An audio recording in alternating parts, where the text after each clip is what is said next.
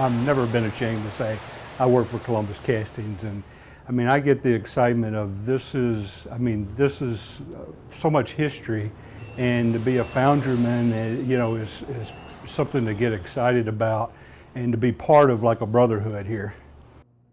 Iron making was a big deal in this town from the 1880s on because the Hocking Valley Railroad came in the 1870s and opened up immense quantities of iron and coal and wood to Columbus companies. The company that's Buckeye Steel, that company eventually found its niche in making railroad couplers out of cast iron.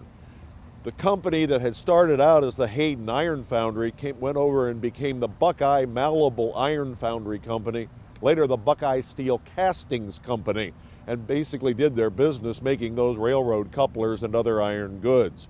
In 1902, they left the North End, came down here to the South End and opened up this massive factory that's behind us, and then proceeded to move over to steel rather than iron to make their couplings, ultimately becoming the Buckeye Steel Castings Company, and then today evolving into the Columbus Castings Company.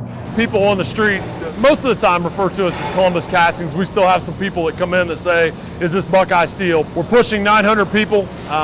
Right now we're about 885. I've actually worked in foundry human resources for, I'm pushing 9 years. And what I like about it, to be quite honest, is this work isn't for everybody, and what I do isn't for everybody. This is tough work. People get a little edgy at times because the work is physically demanding. It's hard. I like that. I don't mind. I'm a straightforward, blunt, honest guy. I'm a honest person, kid from the country is what I like to say. I grew up on a farm, still live on a farm, so this work and what I do on the weekends and what I do at home kind of go hand in hand, and I like it. It get a little warmer here, but at the end of the day, you get a nice check, you know, so you get benefits, so you can take care of your family and your kids. You get all your health benefits, you get medical, I mean, we get good salary. I mean, it's a good place to start, especially trying to build a foundation for yourself, you and your family. This was one of the most important factories in the city. It employed hundreds of people. It had a huge economic impact and created a wide variety of products that had both national and international significance. The other interesting thing is the manager, general superintendent of this company, the president of it, is a man named Samuel Prescott Bush, who will end up being the grandfather of one president and the great-grandfather of another. Personally, I came from a different industry. I came from more of an assembly manufacturing background for 20 years, but nowhere near a foundry. I was a metal stamping, injection molding, die casting, very clean facility type of person. I came here and toured this shop and just fell in love with, you know, one, the people, and two, this is a real, true American job. I mean, this is something that not just everybody wants to do.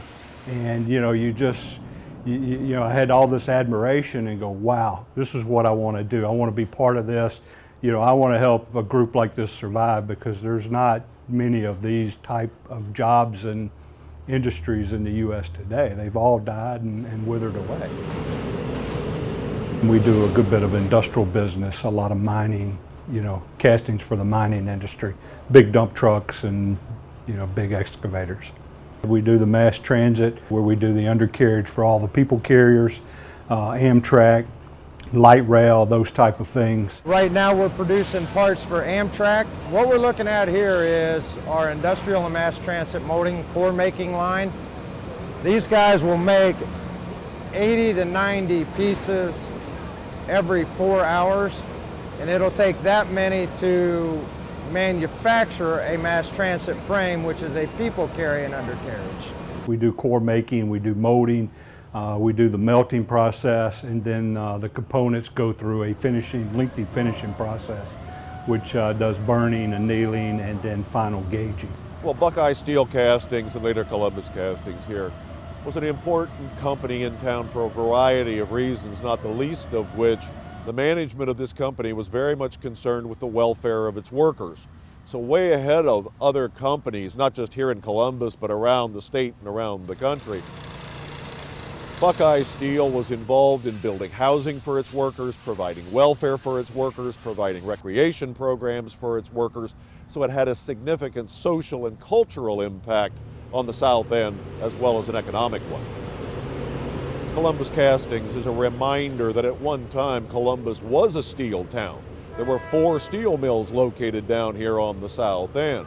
Now, it wasn't a big steel town like Cleveland or Youngstown, but we shouldn't ignore the fact that steel was a significant part of this town for quite a long time, and with Columbus Castings, it still is.